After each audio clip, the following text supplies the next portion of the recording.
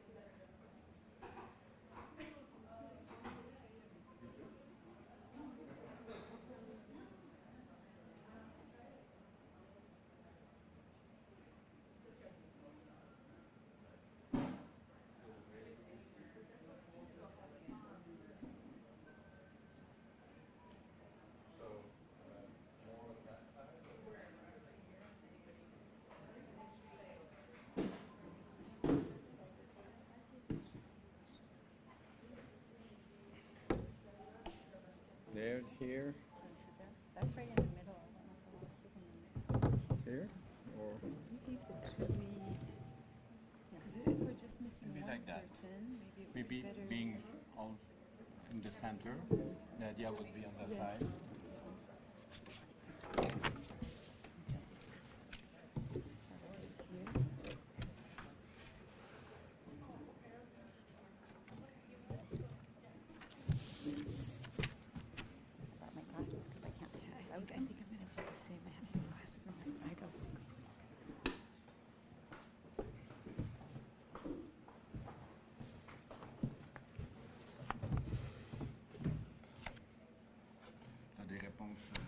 Yes, I even who I am. I forgot mine. I had no time to prepare for that. Yesterday, one day. You know, it was launched yesterday. At the, this study, but Aero Montreal has been. Yes, but this is the outcome of the work carried out over the last couple of years. Very nice. About how to get more inclusivity in the aerospace sector. C'est vraiment sorti hier. Yes, yesterday. C'est pas mal ça. Okay. And you? That's why I studied education. Absolutely. Yes. It's a fresh document. I've been working at ICAO for 4 years. No, this is actually Here I am. Thank you. There's still a lot of discussion with our industry My mom partners. is from Fiore. But yesterday was the day of Montreal Okay. for the launch of the depot now, but also with the meeting with the aerospace board, the minister Shoushi I'm sur la main d'œuvre. He asked us, we have a 15 to 20 million proposal to put on the table for training students. We discussed at CIT. And now he said, send me a proposal. I can help and I can contribute to that. When is that going to I live in Fiore in Italy. We had that meeting yesterday morning during that event. Very nice.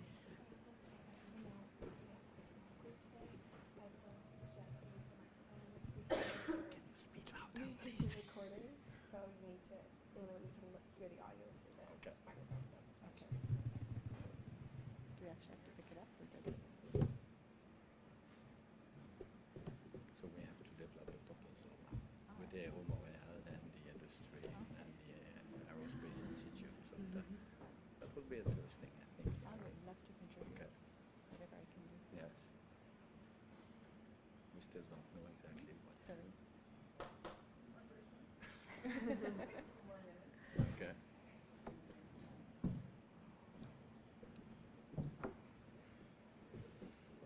I'm in my third year, fourth year university because I didn't do CJ, so I had Have third they year started extra the process for how they're going to replace Ruel?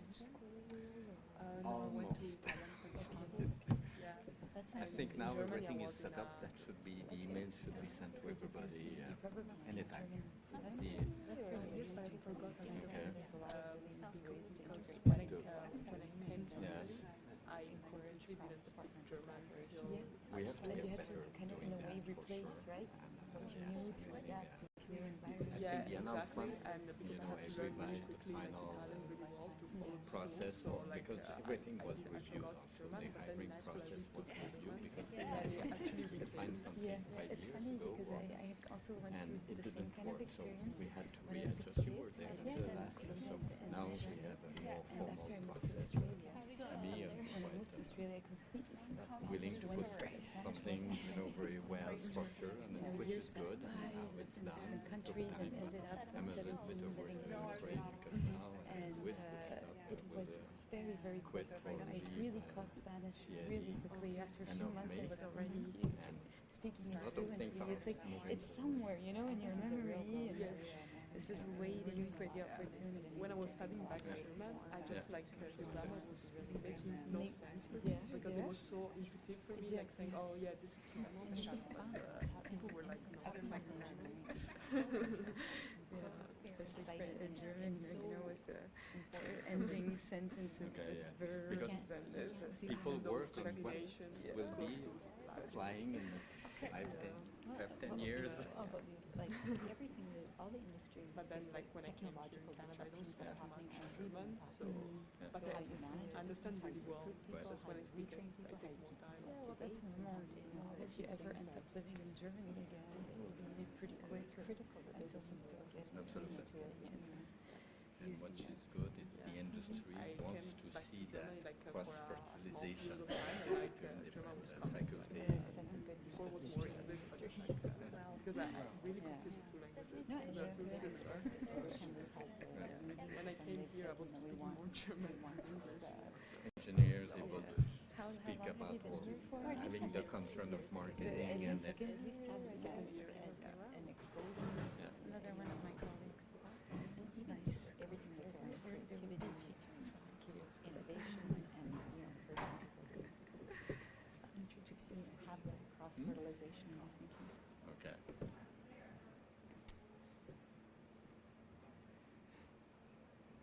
Actually, speaking of Nilo, she was at a panel last week at ICAO on women in aviation too. Oh, okay.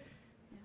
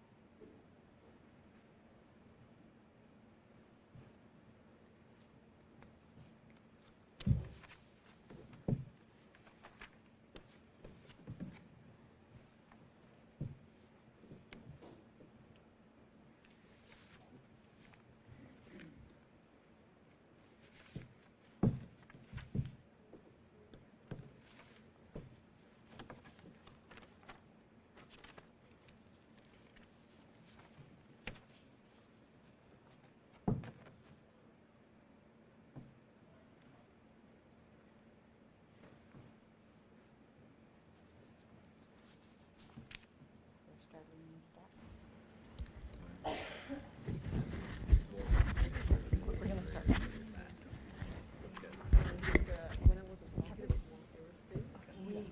Okay, so we're going to get started. We're missing one panelist. Can you hear? Is that okay? Okay. So we're missing one panelist, so we'll get started and wait for her. Hopefully she's going to show up soon. She's coming from the South Shore, so you can forgive her for the traffic. Okay, so good afternoon. Thank you all for being here with us today. Thank you to all the panelists for being here. I know you are all very busy people, so very much appreciate your time today.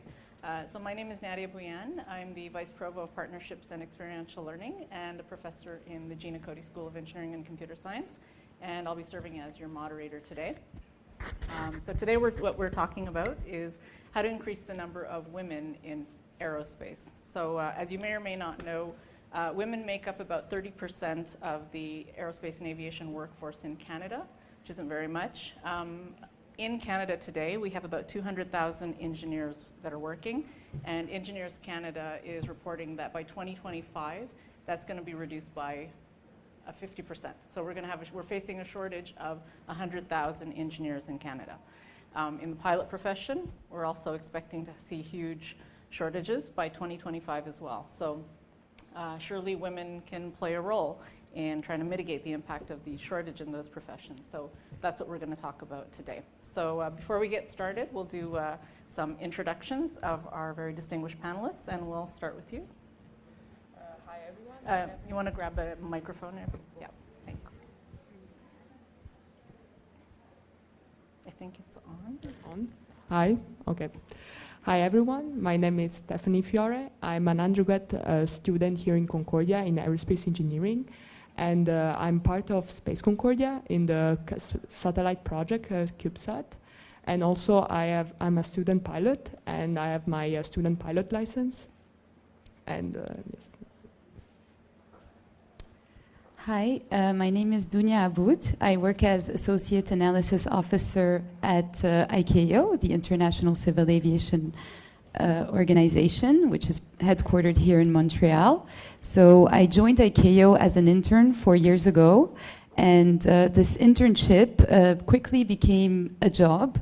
because I was really lucky to stumble across people who really believed in me and who became very quickly my mentors. So we'll talk about all of this a little bit later, about the importance of mentorship for women specifically.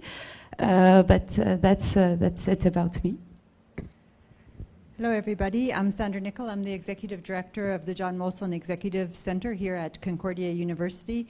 I also sit on advisory boards at Transport Canada and the Concordia Institute for Aerospace Design and Innovation, otherwise known as CIADI.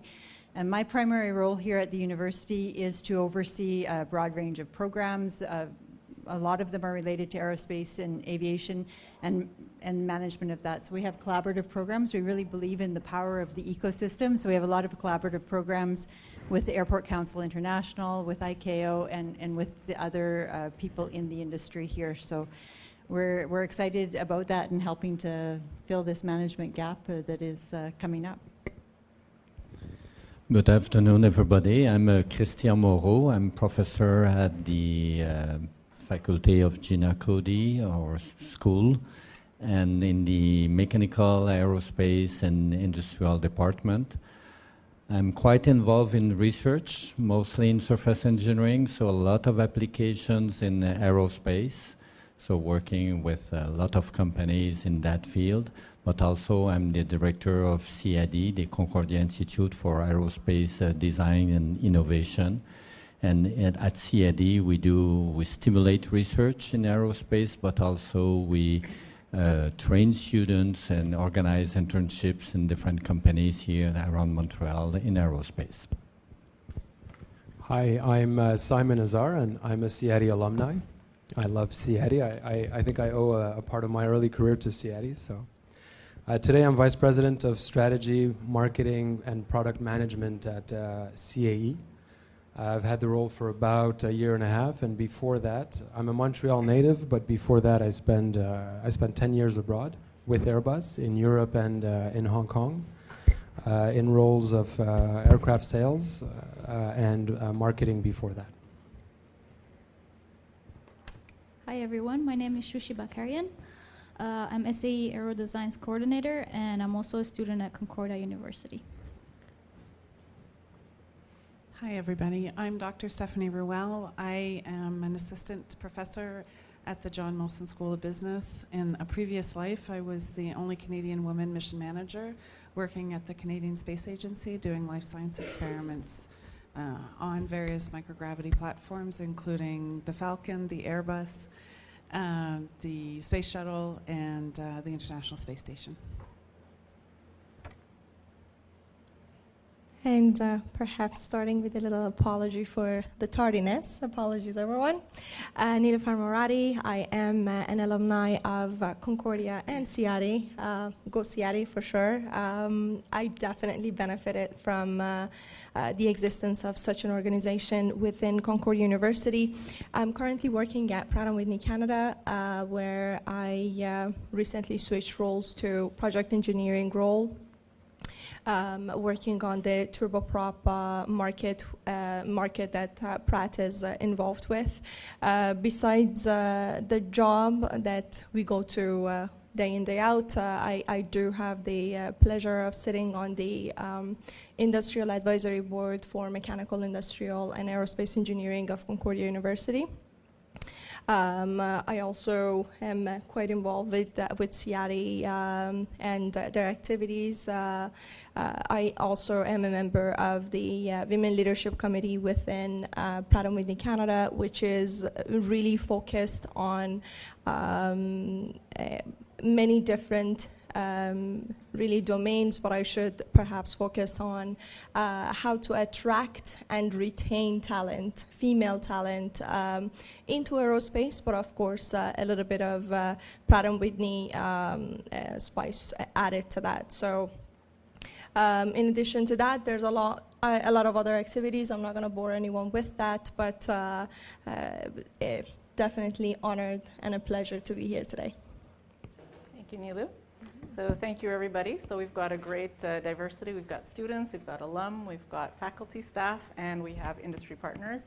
And I'm very proud of my two CIADI alumni who are back here today to give back. Thank you guys for coming. So thank you, everybody. So I'm going to start with you, Shoushi. So you are, as you said, you're an aerospace engineer here at Concordia. You have one more year to go before you graduate. Mm-hmm. So you left civil war in Syria. You moved to Lebanon. In 2015, you moved to Montreal. Yep. Started your degree here at Concordia. While you were here, you did an internship with Stratos Aviation, and you actually invented something, right? Yes. You invented a clean energy ventilation device for Cessna airplanes, yes. And you got a lot of media attention for that, right? Yep. So you've been through quite a lot. You've overcome a lot of challenges. And so my question to you is, now as a female student in what is a discipline that's still largely dominated by males, do you have a certain perspective as a female student? Do you feel that you're treated differently by your peers? And the same goes for your internship when you're working with Stratos. What's your perspective on that? Well, numbers show that we are a little bit, women is a bit low in the industry.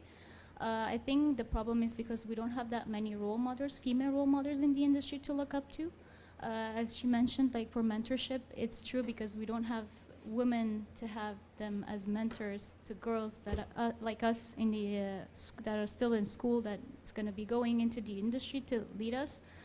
But how I feel about the fact that they do get treated differently, I think as a student I don't feel that. Maybe in the industry they don't, but as a student I don't think that we do get treated differently than male in the industry.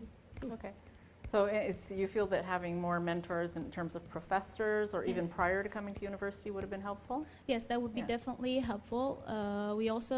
There's a lot of concerns about this issue. I think there's a lot of work put into this issue to have more diversity and inclusivity in the industry.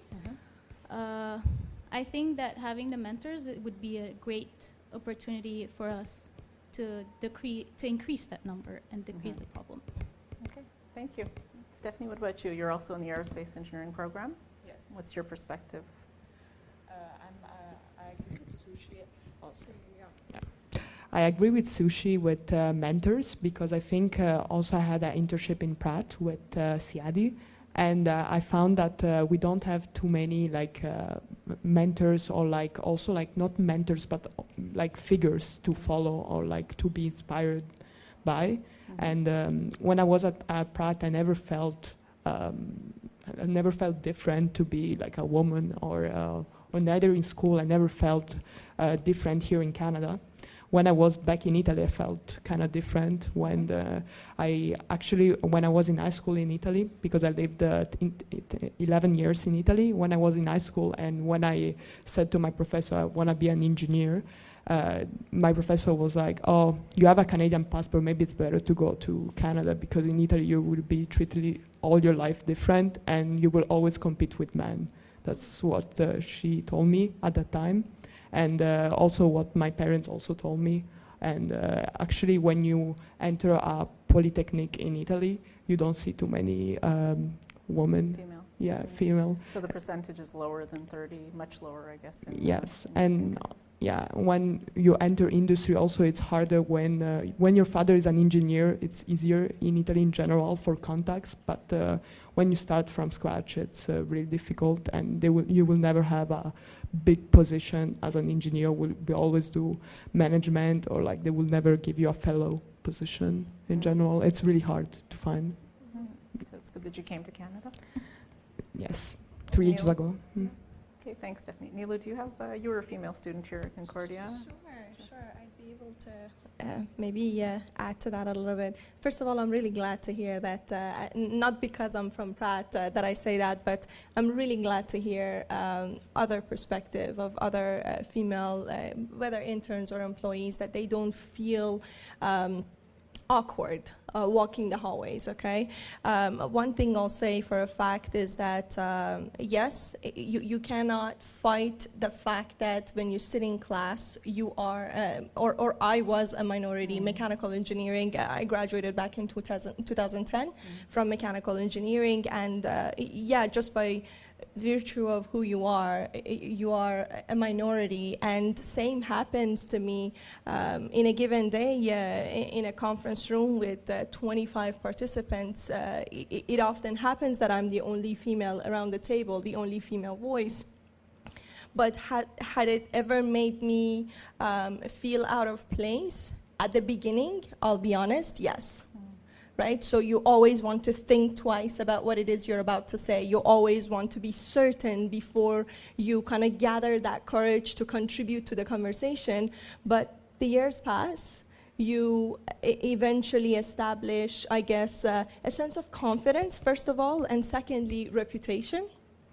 That forces people, even though the pitch of our voice may be different than that of men, it still forces everyone to stop and listen, right? Because if a woman tries to get a word in just because of where our pitch lays, right? It sounds like we may be raising our voice in the wrong sense.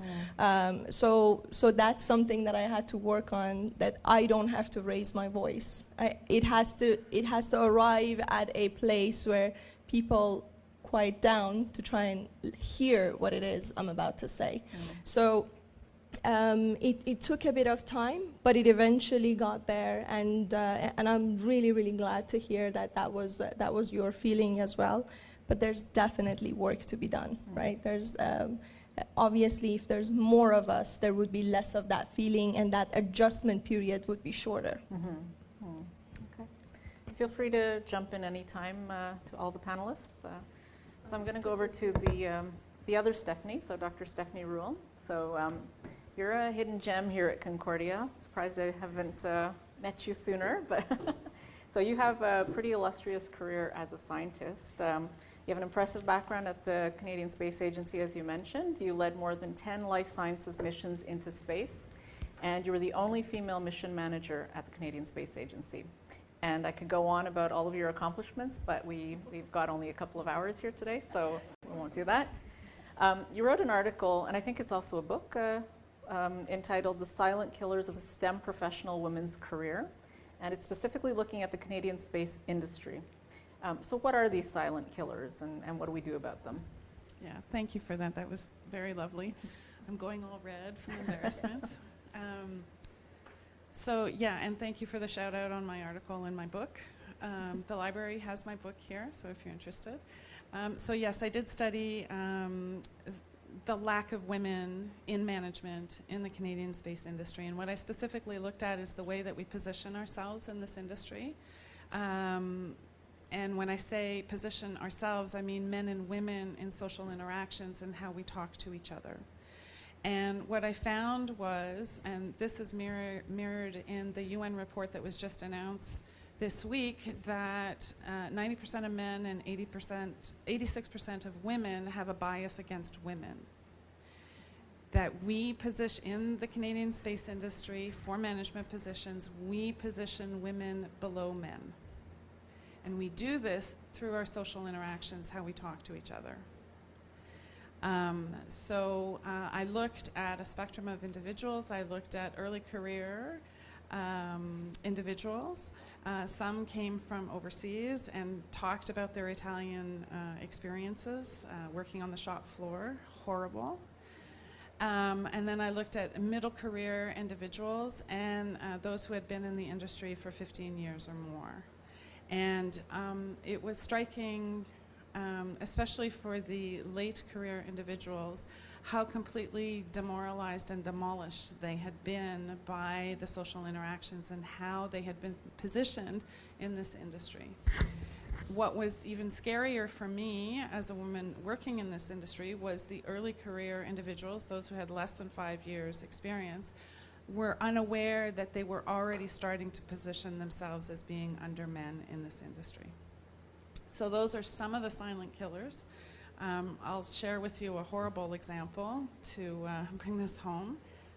One of my late career STEM professional women who had been in the private and the public industry for over 25 years, actually, she had been called a dog. And she had been told that she needed to be kept on a leash. And she had so internalized this metaphor of being like a dog that she even referred to herself as a dog during a 3-hour interview. So our words are very powerful. Our social interactions are very powerful, and I'm trying to create awareness about these social interactions so that we can stop positioning each other to be one above another and strive for equality and equity in our social interactions. Wow. And I salute you. Yeah, hats off to you for that, yeah. And so you mentioned that women, as much as men, sort of have this boys club mentality. That's well, so this example of being called a dog and needed to be kept on a leash, it was a woman talking to my late career STEM professional woman. So we're all doing it. It's not, I'm not against white men. Okay? I'm throwing that out there right now. We're all doing it. Yeah. And we need to be aware that we're doing it. And that's my job now, is creating this awareness, so that I can hopefully change the industry, so that everybody's welcome. So I'm guessing it's both intentional, but also a lot of unconscious bias. Yes. Yeah. Yeah, there's a lot of inherent bias going on. You know, I invite everybody in the audience. There are a lot of inherent bias, internet or web-based tests that you can take. Take them. Find out what your inherent biases are so that you can address them.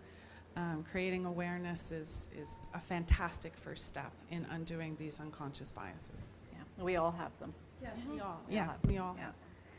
Okay, well, thank you for that. And so now you're in the university side. You're a professor. And do you think that we, as post-secondary institutions, have a responsibility in trying to instill or develop skills in our female students to prepare them for success in their careers? Yes, absolutely. That's the $10,000 question for me, and I say $10,000 because I partnered with somebody in the Gina Cody Engineering School, and we created a summer institute looking at equity, diversity, and inclusivity in STEM and business management. And the 72 Canadian business deans were so interested in our summer institute that they gave us $10,000 to take this further and see what can we do to integrate this type of conversation in all universities across Canada. And who is the audience for the summer institute? So the Summer Institute was geared specifically for graduate students and newly graduated undergraduate students. And we had a very diverse population, international students, local students. We were 20 in all, and we'd love to repeat this experience with other individuals. Okay, that's good to know. Okay, thank you. Christian. So as you mentioned, you lead CIADI, and you lead the research arm of CIADI as well. You also have a very huge research portfolio. You're a very, very busy person. You hold a Canada Research Chair in Surface Engineering, and you lead the NSERC Green Surface Engineering for Advanced Manufacturing Strategic Network. Many of your graduate students are female. So what impact do you think gender diversity has on your research and in general in the field of aerospace? I will take the question maybe slightly differently. Sure. I've been working in research for a couple of years. I work at NRC for 27 years, where I led many different research teams. And I would say in terms of research, to get the creativity of the team, you know, you need to have, if you have one boss and the other executes, you don't have a good, strong team. I think teamwork is extremely important. And to get that, you know, you need to have an atmosphere of openness, you know, sharing ideas. Something I can say crazy things, you know, everybody can make mistakes. Creating an environment where people are respected first and open for discussion. I would say this is my personal goals, you know, independently of diversity. I think it's fundamental. After creating that, now you need to have the right persons to take in your team. And now, you know, having a team that provides opportunity for everybody feels respected. And now, you know, in that kind of context, attracting women, attracting people from different countries, I think it's really the key, having a good, strong team mentality, respectful and open. I think in that context now, when you want to hire somebody, I always look, I must admit also, when I receive every day CVs of people from all around the world, I always look at diversity, you know, men, women, different countries, and to really build a strong team where people will feel comfortable having a place to grow as a student, PhD student or master student or postdocs, and be well prepared to move to Pratt, Whitney or other companies. We have many of our students who move there, actually.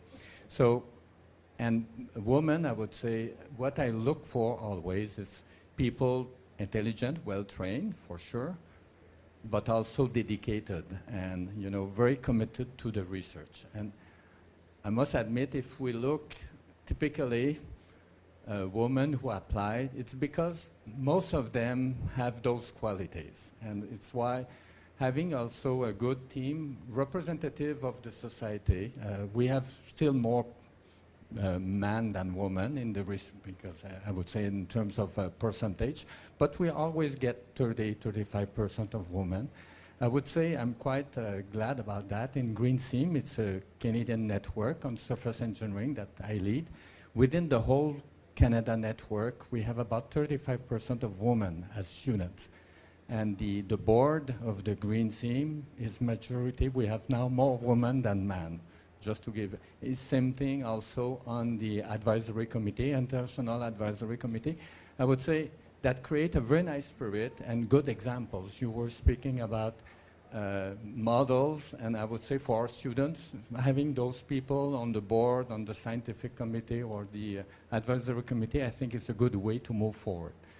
But again, having a good diversity in terms of country of origin, languages, and a good diversity in languages, in male and female, you know, it's part of the success. It's really teamwork with respect and openness. And I would say, and I think, maybe you can validate that, I think women are particularly comfortable in an environment like that. And everybody actually, male also, but we have to create that kind of spirit for me. Mm-hmm. Okay, so it has an impact on creativity, innovation. Absolutely, that has an impact on the whole performance of the team. Yeah. Because it's really a place where people can share ideas and build on ideas of others and exchange. So you need that in the research. And that diversity, and it's really a fundamental element in order to move forward with research and get a good impact, for sure. Yeah. Does anybody else have anything to say about the impact of having women or more diversity and the impact on creativity and innovation? And you don't have to say yes. Somebody might think that it's not the case, so no pressure. I think that there is a really positive impact on having thought diversity in any group, when we see that it has an impact on innovation, on creativity, but it also has a financial impact for organizations. Yep. So that's, I think, a really important thing. It's not just nice to have. For organizations to succeed, you have to have. Yeah, and there's research to show that the bottom line is positively There's affected. a lot of research that backs that up. Yeah. So the diversity without research on that, but I feel it. So the diversity of thought, definitely, I just want to echo exactly that point. And secondly, one very important point that you highlighted, and that I think sometimes it gets lost in the conversation, is that this is merited.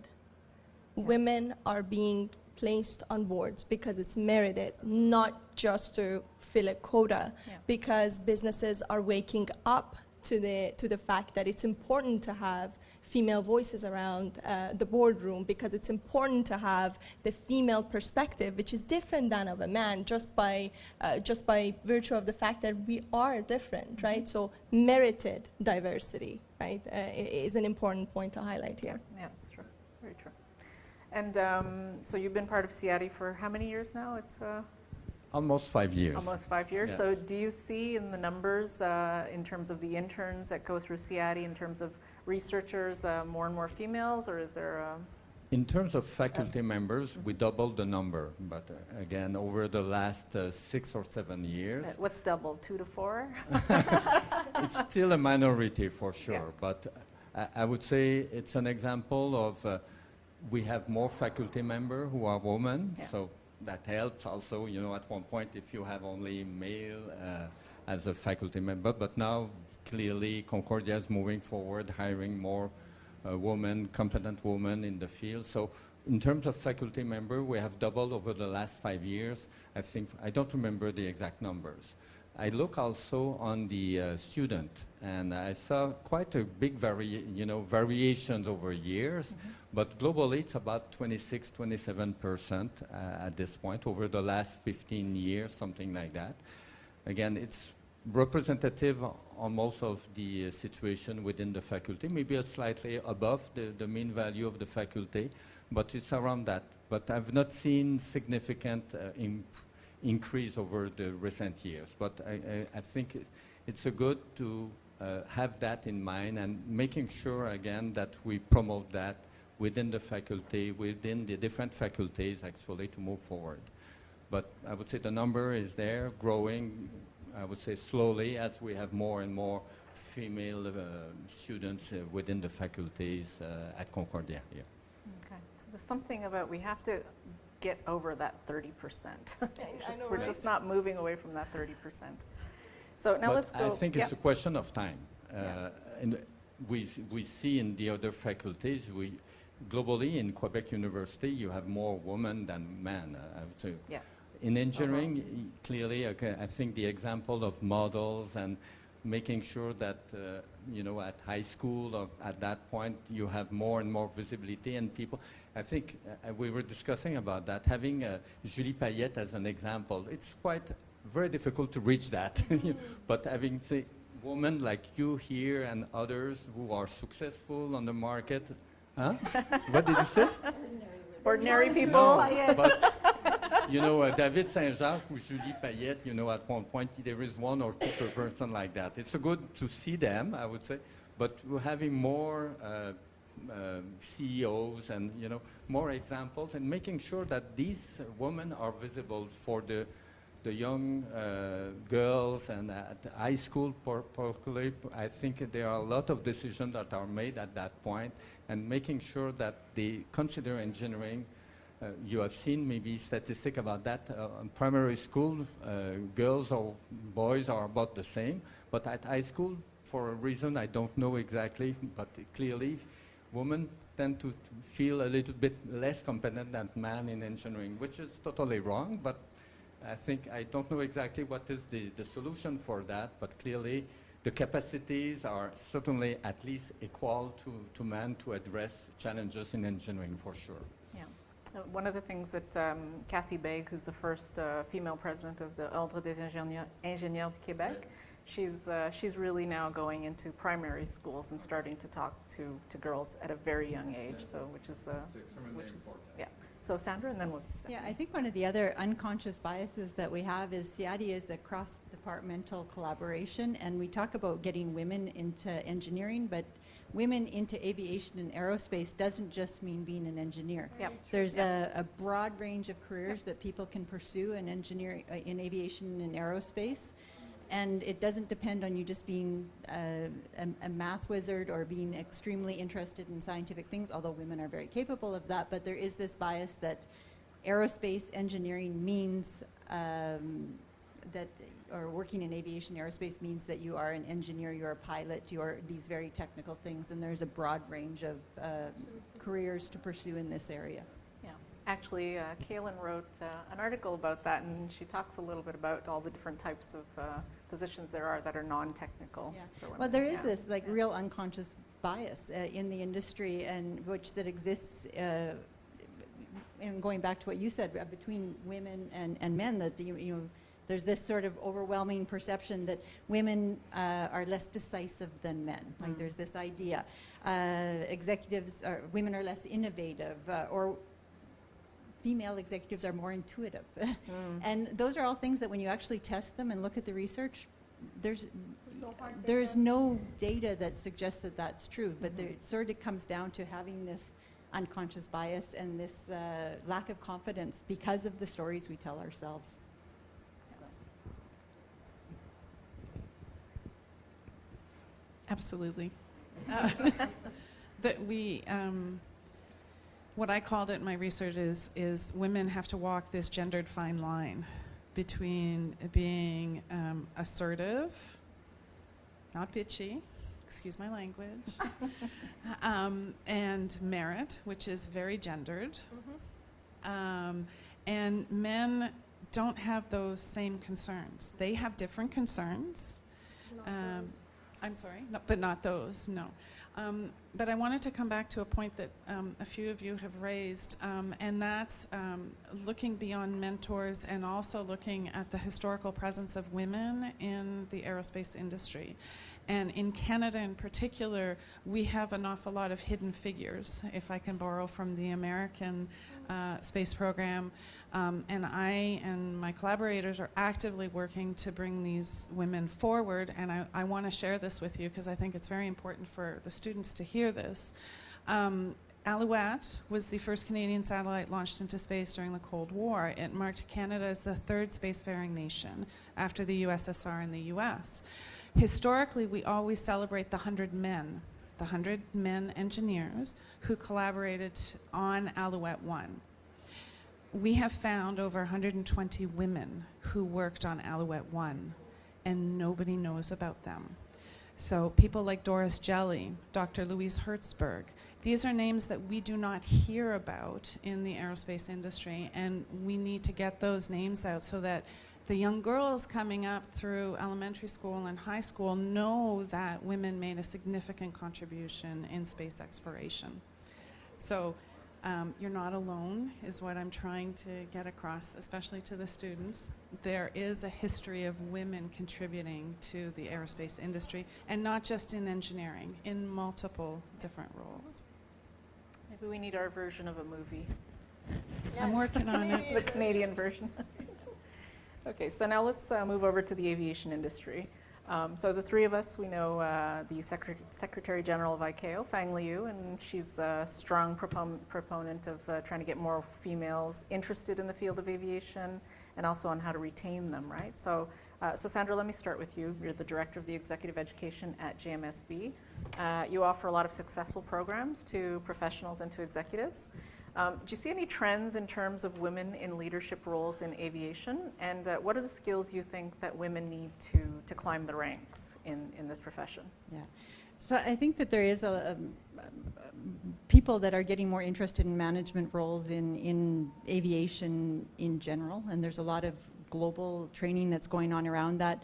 But organizations really are taking a close look at this. There's a lot of diversity strategies that are really being put into place. And there is an expansion in the outreach that organizations that have traditionally looked at very traditional pathways of recruiting engineers who became, that moved up the ranks like this. So they're really seeking more candidates from untraditional backgrounds. And they are reassessing how they're trying to promote people. How do you identify? So the problem isn't getting women to be CEO. It's how do you get them to their first managerial position. Mm-hmm. So we know that when there's a problem getting people to their first managerial position, you have a funnel effect to the top. Mm-hmm. So that there's a lot more regard being put on these first managerial roles. And in fact, we have a program that is a management certificate in civil aviation that we do in collaboration with ICAO that has traditionally tried to take people who are already in the industry, primarily men, and who are in technical roles and give them management training. We are now very recently expanding that program to say we're inviting people from non-aviation or aerospace backgrounds to apply to this program, and we'll help you find ways into this industry for all the plethora of different opportunities that this industry possesses that are not just technical, but do have pathways to the top. So that's an exciting new initiative that we're undertaking with ICAO. And organizations are adapting more family-friendly ways of working, and so that's been important. But regardless of the industry, I mean, things are being impacted by digital transformation, and this is going to continue. and people have longer careers, they need to retrain more often, so this idea of lifelong learning is coming into effect, and so the idea that you're going to have to retrain, your technical skills are going to have to be updated all the time. The things that don't necessarily, that are no longer a one and done, is leadership training. So this is a thing that is shifting towards softer skills, and we're seeing that there's a lot of organizations investing in that, in communication, collaboration, improving strategic thinking. The ability to elicit public trust is like something that is really, really important right now, and women are doing a great job of it. And things that are around the social responsibility initiatives are really something that are being led by our programming right now. And I think one of maybe the most important thing that we're seeing as a trend in training is encouraging people to create networks. So how do they go out and, you know, create opportunities and connecting to people, and then taking responsibility or ownership of their accomplishments. I think this is one of the things that you don't see women doing enough, is naming their accomplishments, keeping a journal with your accomplishments in it, so that when you can go back a few years later and say, well, I did this, this, this, and the other thing, and really taking the risks to ask for those promotions, to putting yourself out there. And so those are all the things that we're seeing more and more demand from organizations to include in our training programs. Okay, so training in digital skills, networking more for women, being less humble. Being less humble, and which is part of good communication. Yeah. It's not necessarily bragging. It's it's part of effective communication. It's promoting what you're capable of doing. Yeah. Yeah. Okay. Thank you. So Dunia, so given that the vision at the top of ICAO is really centers a lot on women and how to attract them more, what are some of the initiatives that ICAO has taken on to increase the numbers? Well, I think that a lot of the initiatives are in line with what you were saying earlier, and I'll go through a few of them. But before that, I'll just give a little background of what ICAO is for those who are following us online and who don't necessarily know what it is. ICAO is an international organization which is constituted of 193 member states. It's a UN specialized agency in aviation, civil aviation.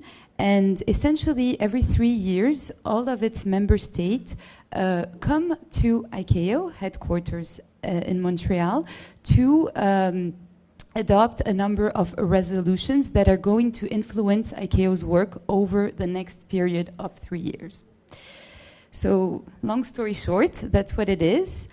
So ICAO, in the Assembly 39, which was held in 2016, actually voted a resolution that initiated a gender equality program at ICAO.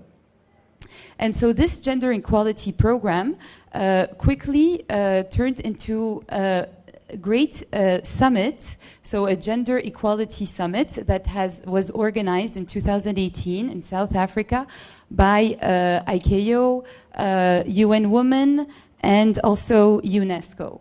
So at that summit, basically there were 500 people who were mostly government officials who were challenged by ICAO to start drafting a number of actions that at the state level, all states that participated to that event would eventually take.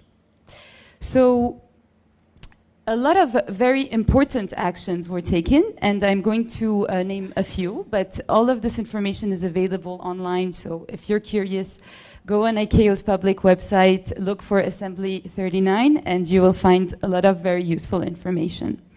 So one of these actions or outcomes were the realization or this awareness and understanding of this unconscious bias. This was actually the first action that we need to take as a peoples of the world, right? So this unconscious bias, you need to realize it at various levels, right? At the state level or country level, at the organizational level, but also at the personal level. So what are your biases? And you have to start thinking about that if you want to start having a positive impact on your environment. That's how things change, right? The second important outcome is also the recognition of that need to change the mindsets to drive inclusive decision making with a gender lens.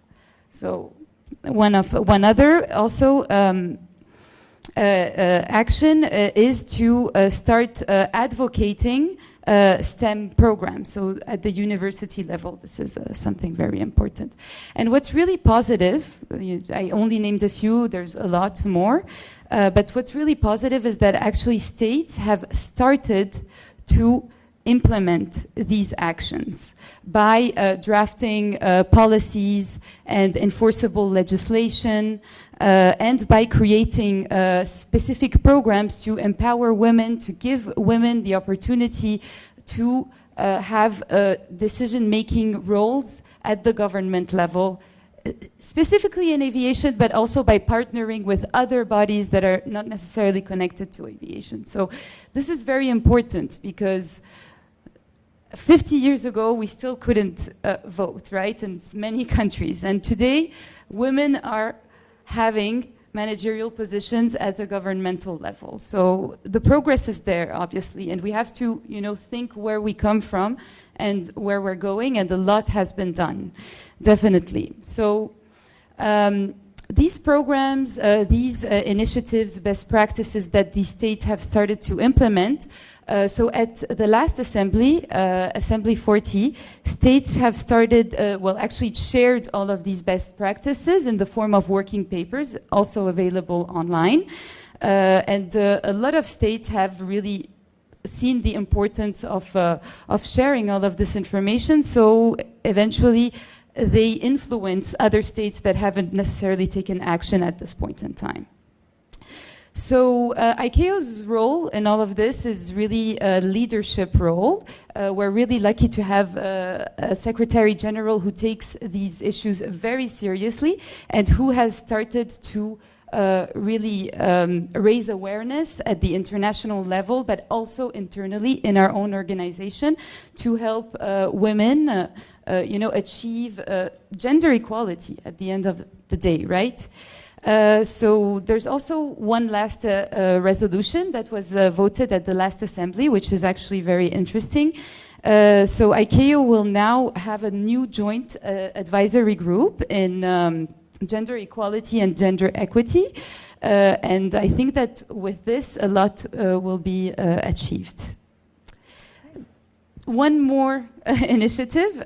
So there's the NGAP initiative that recognizes that only 5% of women, for example, are pilots at the international level, that very few women still work in the aviation sector.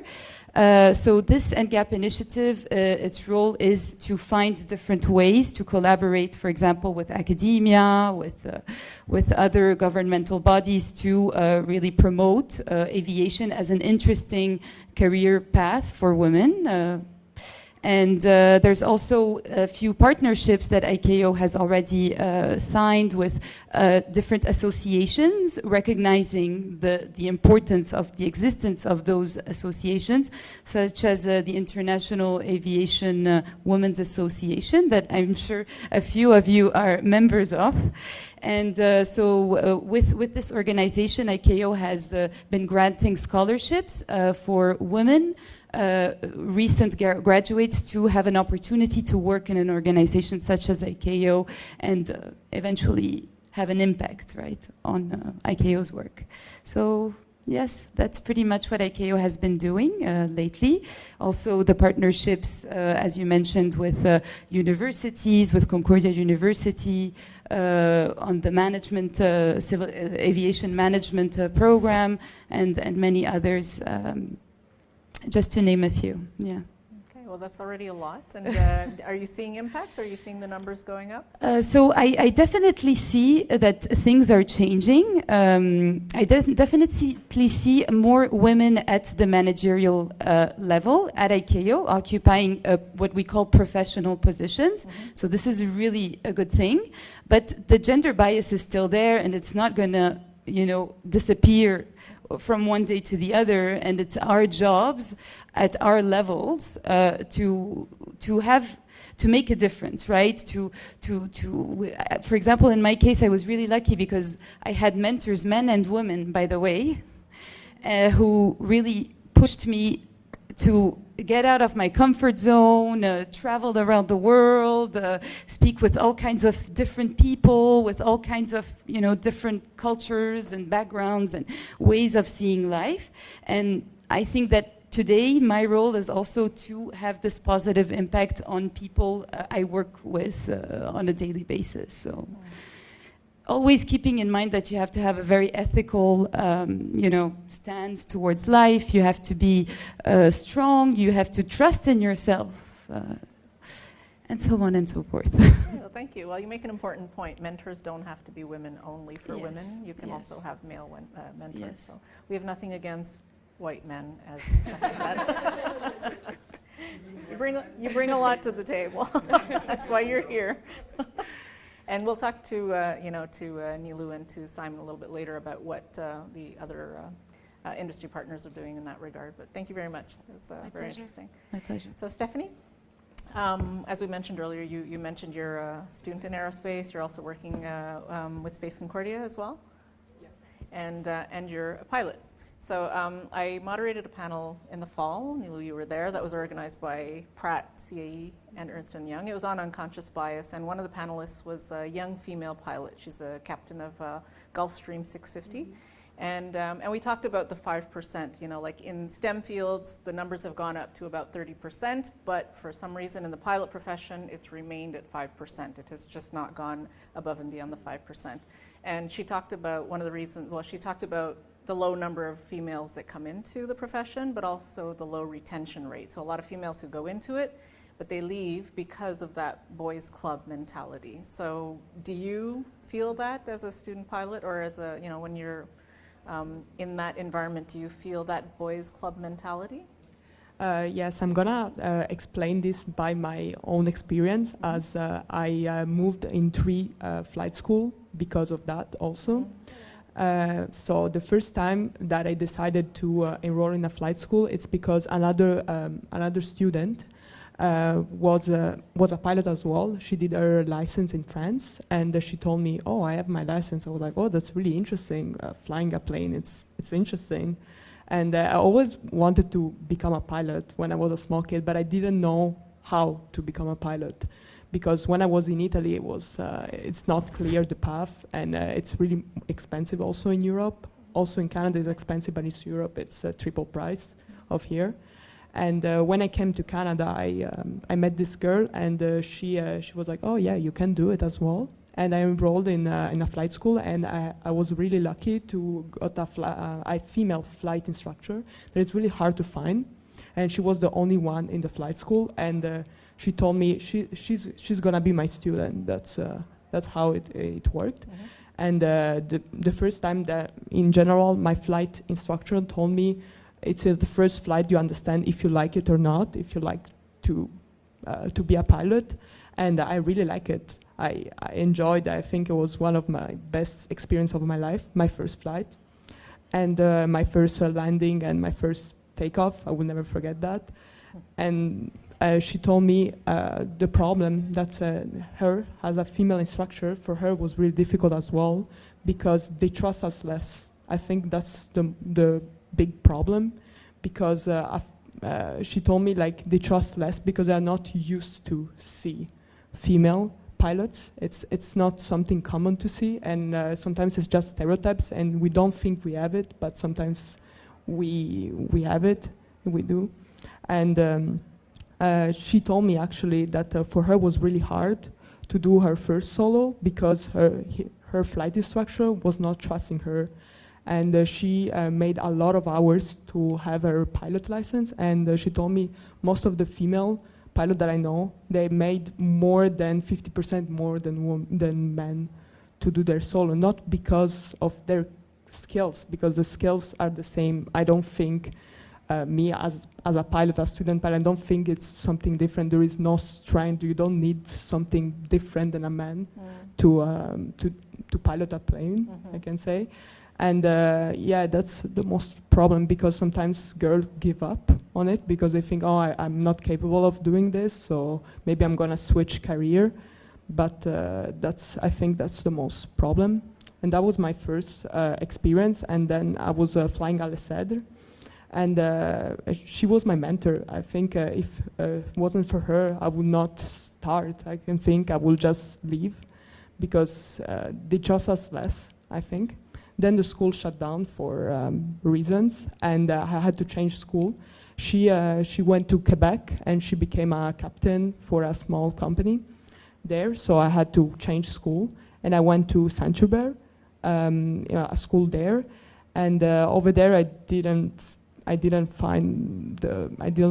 the vibe, because I was the only female student there, and there was no female instructor. And my instructor was like, "Oh, you're coming from l'Essèdre, and you did these things." And then the first flight that I did, it was like, "Oh, but you don't have the skills that are written in your pilot logbook." And I felt really wounded. I felt like really hurt at that time, because all the work that I made in another school was not recognized in another school, and I was flying the same exact plane, Cessna 152. And I did a bunch of hours there, but I didn't like the vibe, and I had to change. And I stopped for a while, because I'm also an undergrad student here, so I was concentrating more on my studies. And then I got my internship at Pratt, and I started flying at Air Club Longueuil. Yeah. So you and I need to talk, because I fly at the Aero Club. Oh yes. So. Yes. And I really like the vibe in Pratt, and I found my place to finish my flight training. And I think most of the problem is actually this boys mentality, because becoming a pilot, there is not a clear path to becoming a pilot. It's not, oh, I'm enrolling in university, I know I have to do these courses, but there are a lot of paths that you can choose to become a pilot, and sometimes it's not clear. And when you start from nothing, you don't know how to start, and most of the females just stop at the private, and they never go to commercial. They always stop. So are you encouraged to go to the commercial level? Yes. Okay, good. Yeah, I hope to. Okay, good. Pratt did that to her. Good job. No. So, first of all, like, honestly, the entire time she's talking, I'm like, please tell me you ended up at the Aero Club at Pratt, because I find that's in fact where I'm in the middle of doing my PPL, and I find their mentality is just incredible, and they love seeing female students. I honestly feel that, and not because I don't feel it's a thing for employees or otherwise. They're really, really eager to have more of the, first of all, younger generation of students, because they're looking at how to sustain the Aero Club in the long term, but and then also the diversity thought. I've actually had that conversation with Chris about the whole diversity at the Aero Club. So I'm just really, really happy that your story ended there, because it was like my heart, it was racing. I was like, come on, tell me it was a happy ending, and sure enough it was. I'm glad for you. Good, Simon. I'm not sure if your mic is on. Can you? No. I'd like to add two things. I speak to airlines a lot, heads of training, heads of safety, heads of flight ops, and we have a lot of programs with a lot of these airlines. We're their pilot providers. So we have a program with JetBlue, with Southwest, with American in North America, recently with Jazz. And they consistently say, all of them, that their shining pilots, their best pilots, are consistently women. So everything that you hear is, and you know it, but it's obviously bullshit, right? The second thing about those biases that you're referring to is very real, and we see it in our assessment tools. More women than men flunk the assessment process, which makes no sense. And we're taking a deeper look into that actively, because we know that these tools have been built by men and are biased towards men as pilots, right? People, and this is something that is very important to me in recruiting in general, people always tend to recruit people that look and act and behave like them. And I see this all the time. People will bring me a candidate that they've interviewed and that they want to hire, and they say, can you meet him? And it's a copy-paste of themselves. And that's a trap that people fall into all over the world, and obviously it makes the challenge more difficult to increase the number of women in all industries that are male-dominated. But not only is it a problem for increasing the number of women as pilots or in industry, but it's a huge risk for financial performance, for innovation, for all of it, obviously. So just those two things that I wanted to add on to your story. Okay, thank you, Simon. So now I'm going to ask you a question. So CAE trains more pilots globally than anyone else, and as we talked about, gender inequality in the pilot profession is a huge problem. So what are your thoughts about how bad the situation really is, and what are you taking actions at CAE to address this? The situation is bad. 5% is below pretty much any other industry that I know of. 5% that's globally. There's some parts of the world that are better. India is 10%. Russia is 0.3%. And you know, there's maybe it's because a lot more pilots come from the military and it's that inheritance. So it is a bias. There is a bias, and something that occurred to me when Stefanie, when you were talking earlier about the bias in terms of where people position themselves in the organization, it occurred to me that actually there are far more women in aviation than there are men in aviation, but they're flight attendants. They're not pilots. And so the more senior role on an aircraft, the pilot role, we are definitely working very hard to bridge that gap, because it's the right thing to do, and because there's a huge pilot shortage already now, and this shortage will become more acute in the future. There's 300,000 pilots that will be needed in the next 10 years, and half of those 300,000 people don't know that they want to be pilots yet. And we're working very hard to go get those people young, those girls young, because we're not going to be able to do it only tapping into 55% of the pool. It's not going to work. And when we speak to investors, they're very quick to jump to autonomous flight, and with the pilot shortage, we need to work on getting robots in the cockpit. They don't even think about getting women into the flight deck, which is, you know, pretty remarkable. We've conducted a large study on why this is with McKinsey, and 3 things came out. We've interviewed 150 women. We've conducted or gathered research that had been done out of 36 different sources. And the first thing is awareness from a very young age that this profession is even possible. The pilot profession is even possible. It is incredible the number of girls who have told us, and this is people who are still teenagers, that they didn't even know that it was possible for women to be a pilot, and that they have never seen a woman pilot. So if I haven't seen it, how can I be it, right? The second is that they need to have a solid grounding. So the 3 things, right? The first one, they've all had this awareness, young. Usually it's because their father or their mother is a pilot, or they live near an airport, or their military family, or whatever it is, or traveled a lot.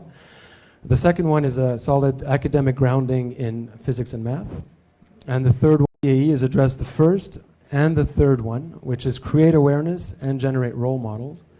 And one action that we've taken last year is launch a sponsorship where we finance the full, and you're right, it is very expensive.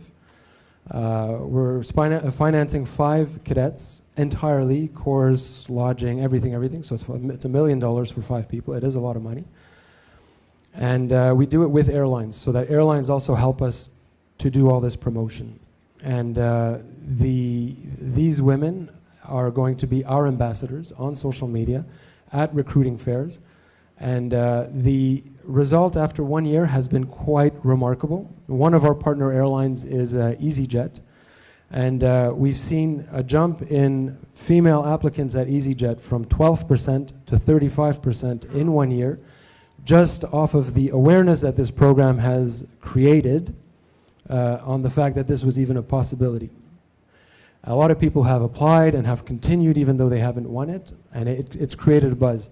And the airlines themselves are jumping onto this. So CAE is much less a name in the US than United Airlines, than American, than Aero Mexico in Mexico, than AirAsia in Asia, and EasyJet, our other partner in Europe.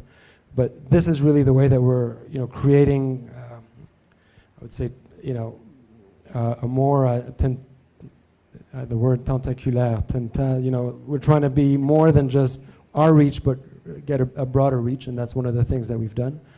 We're doing a lot of research on that. I have a few, we have a publication that came out in Flight Global last week on this issue, on role models and on what we're doing. So I brought 40 copies. You're all welcome to keep one afterwards if you're interested in it. It came out in Flight Global last week. So.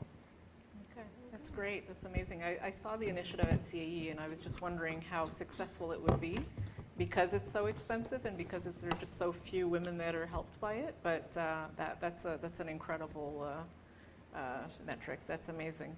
So that means that it's just going to get better and better, probably. We're doing it again this year. We Okay. Launched it last week, and this time we're taking Southwest with us in the U.S. Okay, so good. Yeah, that's great. That's amazing. So now moving away from the pilot profession and just to more, the company as a whole. So in 2014, Intel began requiring that interview panels for all new hires should include at least 2 women or members of underrepresented communities. So since then, their diversity numbers have shot up. And yet overall, if we look at research results that come out on industry overall, the needle has barely moved in terms of organizations becoming more diverse. Do you have any idea of why? I mean, it's probably the same thing at Pratt, probably the same thing ICAO, at CAE. Do you have an idea of why these things are not working as effectively as they could be? I think it is a challenge. We're putting in place a lot of measures for which we are seeing positive results, but I think it's slow and it's measured. Our objective is, and we're taking that objective very, very seriously, is to increase the female population at CAE by 10% by 2023, at least 10% by 2023, which is, when you look at the low attrition rate at CAE and the amount that we recruit, not marginal, but it's not enormous either, right? But we've put very concrete actions in place. We've spoke about some of them earlier, more of a family, a work-life balance. It's become a priority for us. We're doing a lot of, putting a lot of leadership training for women, mentorship for women. We've joined l'ICAO. We sent 70 women on that training program. We are doing unbiased training for so the executive team's already done it. We're now bringing it down all the way down to team leaders. So everybody is aware of these unconscious biases that we all have. And we're also doing that diversity in the recruitment environment. So first of all, whenever possible, we want to have women in the final rounds of interviews in all cases. Whenever possible, we also have women on the board that does those interviews as well, so that we get that, we overcome that bias that myself interviewing a woman may have, or that other men may have when they interview women. And so those are the actions that we're taking. We realize that it's very challenging. By the way, CAE went from 11% executives a few years ago to 30% today. And last year, we promoted 28% of the women in our organization. And there was no KPI, no metric. We didn't say if we get 25% promotions, we'll give ourselves high fives. It was purely based on merit. And I think it shows that some of these initiatives really are bearing fruit, even though it is a challenge. Okay, so we'll invite you back in 5 years and hear what the numbers are then. Great. So just one other question for you, Simon. So in a Forbes article, it was stated that 25% of employees in aerospace are women. But if you drill down a little further, you see that the more technical the job, the lower the percentage. Yeah. So most of the 25% is in non-technical and non-executive roles in supportive functions such as administrative, program management, and finance. So do you have a sense of the technical versus non-technical at CAE? Do you see the same thing? They're more non-technical Yes, I do. Yeah. Absolutely.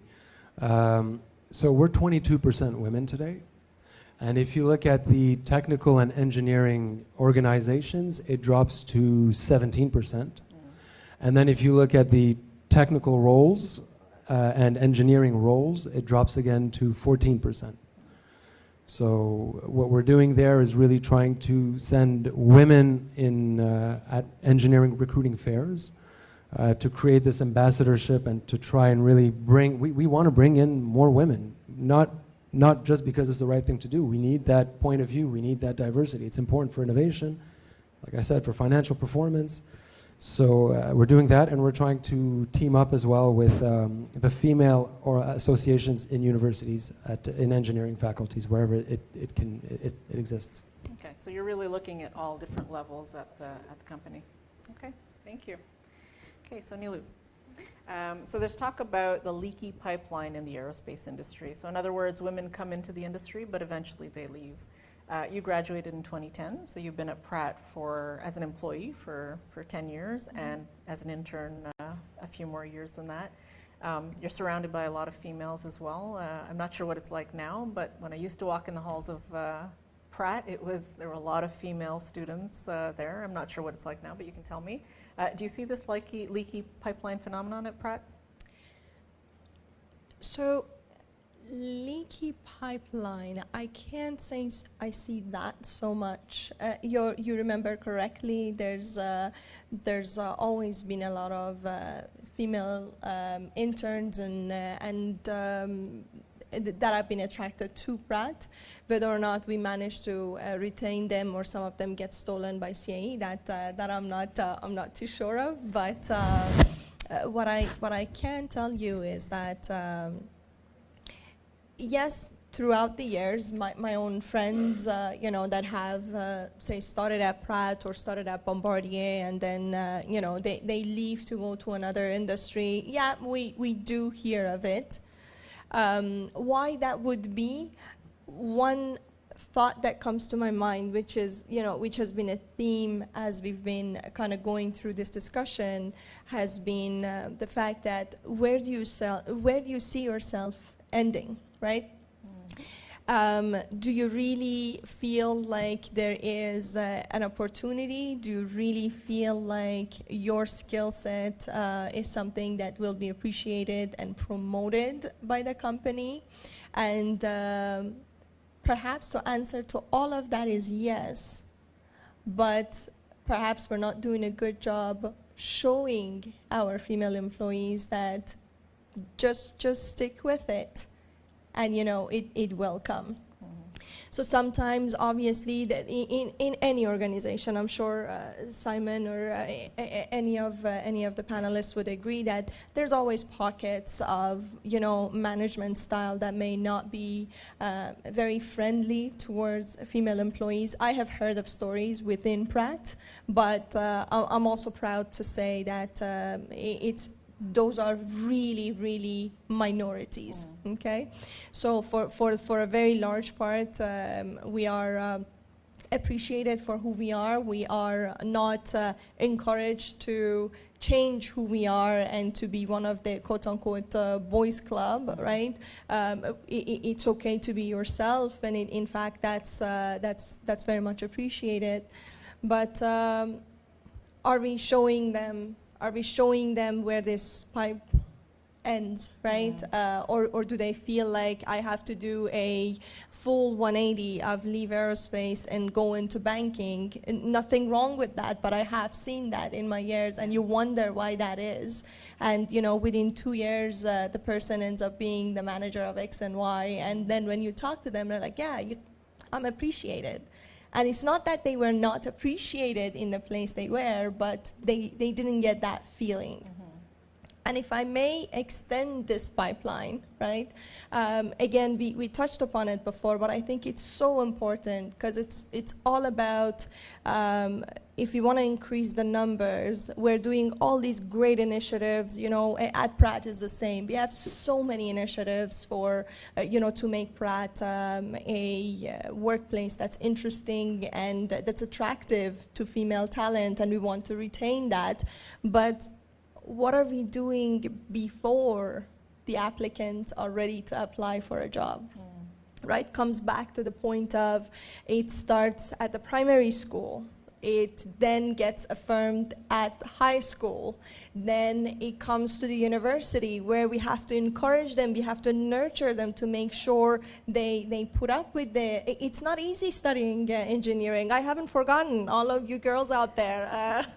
I have not forgotten how it is to go through an engineering degree. And, you know, I think even stats suggest that when we do commit to studying engineering, we do carry all the way, like we go all the way with it. Yeah, we just stick with it. But again, you know, in every single step of the way, starting at very young age, make sure whether it's being a pilot, engineer, or considering aviation as a whole as an option, we have to make sure that option is not all the way at the bottom of the list, but it's one of the top. You know, you can be a teacher, you can be a nurse, you can be an engineer, you can be a pilot.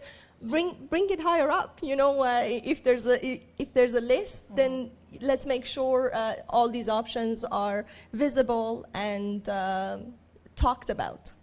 So do you think it's because young girls don't know about aerospace and aviation, and that's the reason why, or is it just they're not interested? To be honest, I'd like to think that a big part of it is lack of just knowing and having someone real to talk to.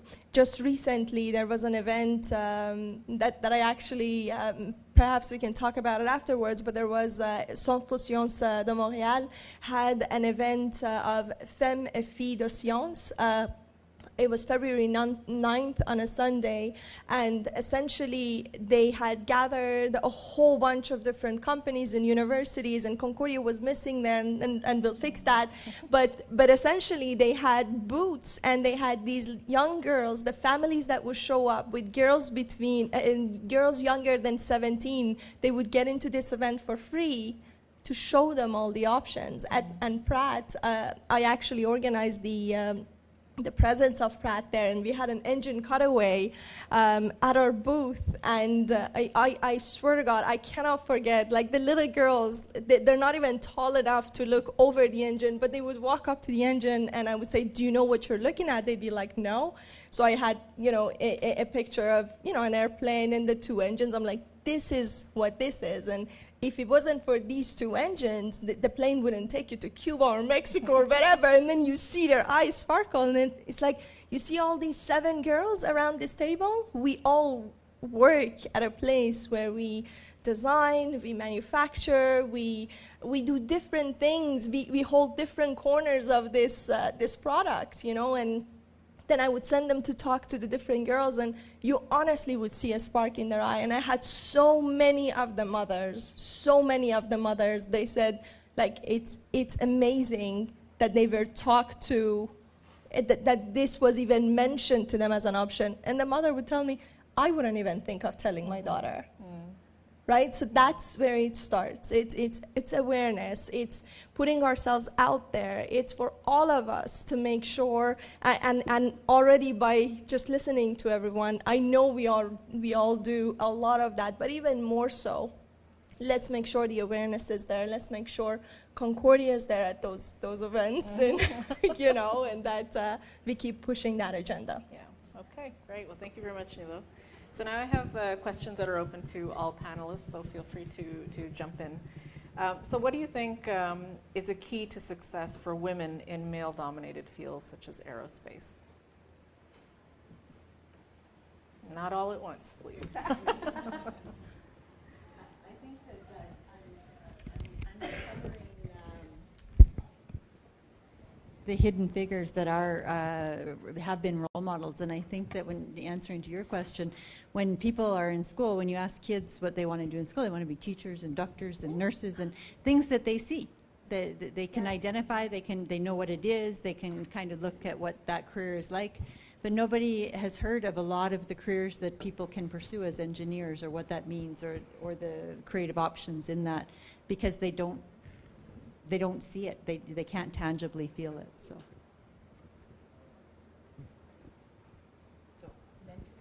Mentors, once again, mentors. Not even mentor. I think people are a bit sick of being mentored as well. They're just knowing that these things are out there. There is this sort of fatigue of being mentored or having programs for women or doing those sorts of things, but just actually showing what real women are doing and what the real opportunities are, I think is already a really important step forward. Mm-hmm.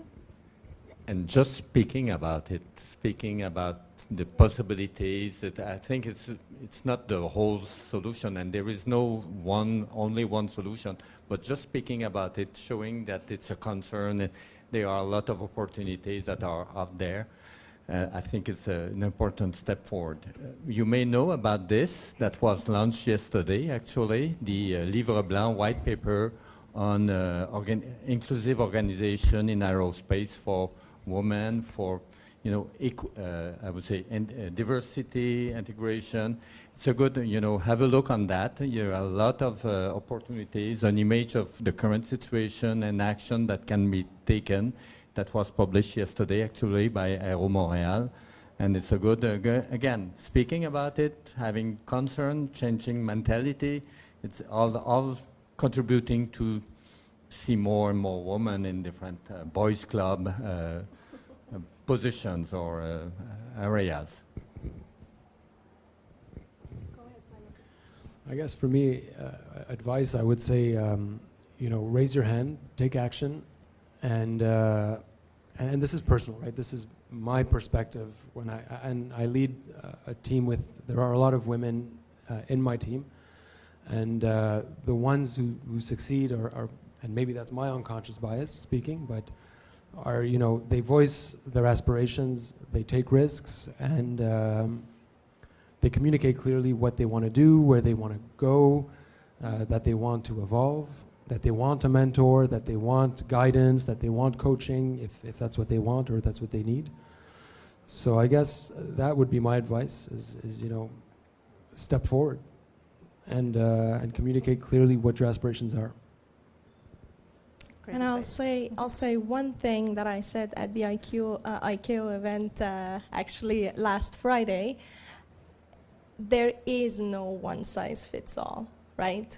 Be yourselves and believe. You need to know this deep in your heart, that there is such power in our individuality. There is such power in our uniqueness. So be yourselves, and if you need the time to develop that confidence, take the time you need, but don't ever try and copy anybody, because A, that's exhausting, B, you'll never be as good as the original person at being them. So just be yourselves, work on your confidence, and exactly like Simon said, don't be afraid to take that risk.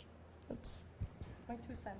Great, thank you. I'm going to leave you with one last thing, and then anyone else wants to... Just one little thing. Yeah, it's. I do agree that women in general need to voice, their aspirations and clearly know where they want to go and be able to communicate this information effectively.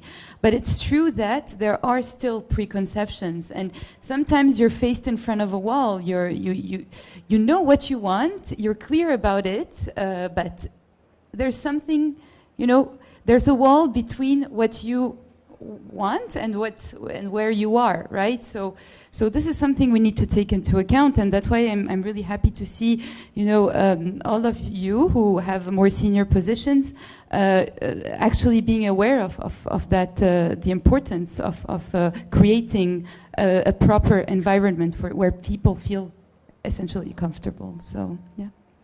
Yeah, so I just thank you for that. I'm going to leave you with something, and then we'll open it up to questions from the audience, if there are any.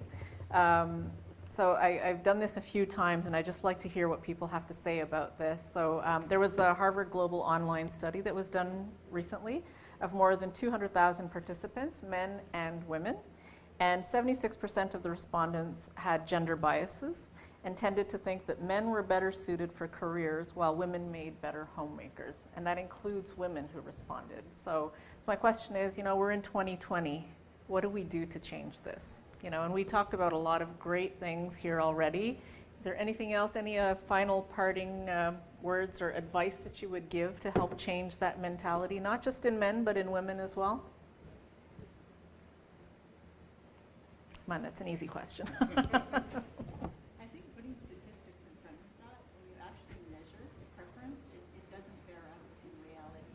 And so making that obvious and being okay with putting the research out there and asking for what you want and accepting that there is going to be failure and there's going to be pushback on it, but really making a plan to advance. Okay, thanks, Sandra. Stefanie? I don't know if you want me to talk. I do. So I walked away from a 20-year career in the space industry to look at this particular issue of oppression of women in the space industry. Why am I saying this? Because I'm saying sometimes you get mentor fatigue. As the only woman doing the job that I was doing, I was mentoring multiple women. You get tired of being the brand ambassador who's touted, who's brought out front to celebrate. Look, we have a woman. She's a mission manager. And it's okay to acknowledge that you're tired. And I'm telling you, I got tired of the fight. And I decided to take the fight outside of the industry because I felt more empowered here at Concordia, here within JMSB, to share my voice through my publications, through my book. So yes, you can assert yourself, you can be confident, but sometimes that confidence needs to take you outside of that industry to look at it from a different perspective. That's my advice. And maybe in a way that you can actually impact more, right? Through the students, your students, and so on. Exactly, right. Okay, well, thank you so much. Thank you, everybody. And we have a little bit of time left for questions from the audience, if there are any. Yes. We'll see if you need a mic or not, if you want to try without it. So about the parallel with, so I'm a student here at Concordia in engineering, and I've worked at... Thank you, Stefanie. Oh, maybe you need to turn it on. Doesn't seem to be working.